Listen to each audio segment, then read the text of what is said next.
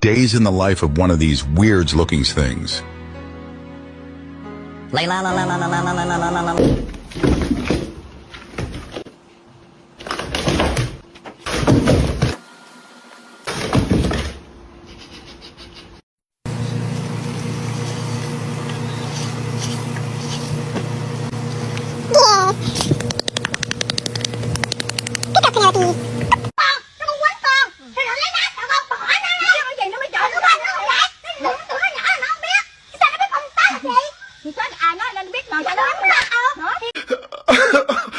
Oh my God, my Shayla, my Shayla. They always said you should think twice. I don't even think once.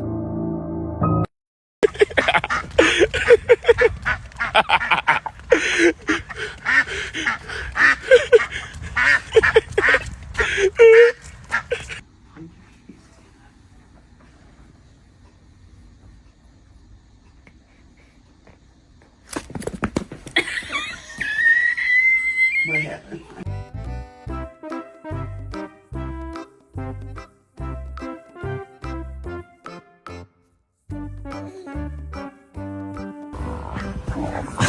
Buddy. You got the drumstick. Amy. You got the drumstick. Whenever I'm about to do something, I think, would an idiot do that? And if they would, I do not do that thing.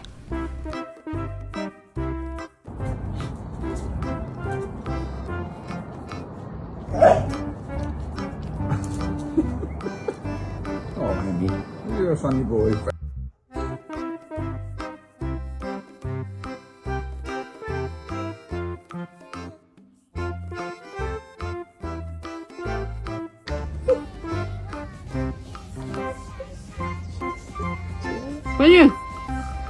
关羽，不是这样玩的。关羽，下。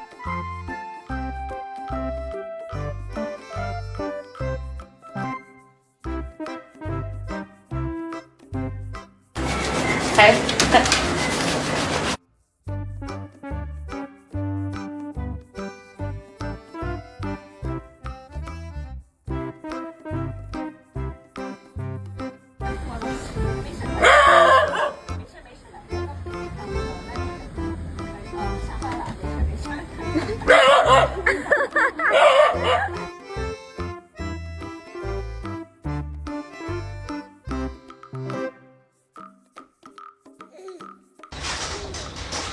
This girl, it's hailing. Look at her. Oh my God.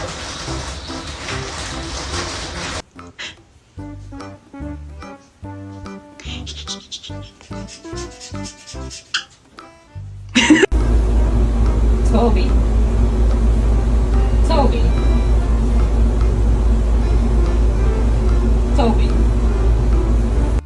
Keeps tearing up the screen.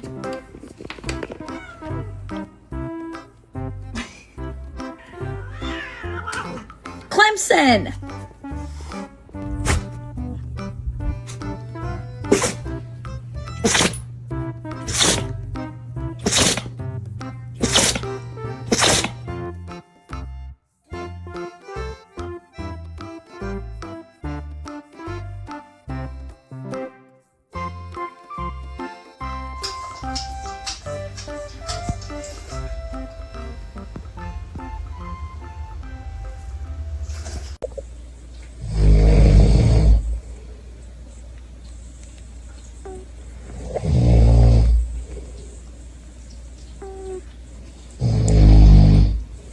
The last resort, the couples town hall.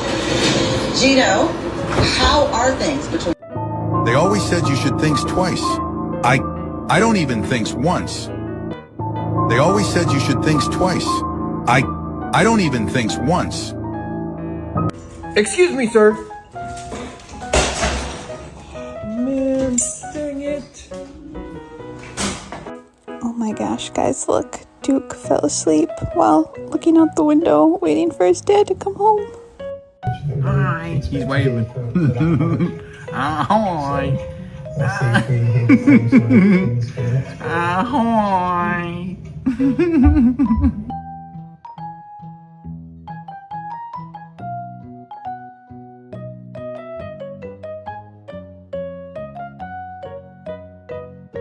Hey.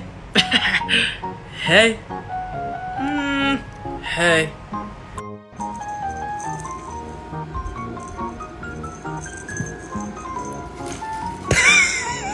Fuck. Look at those long legs. You got some great legs.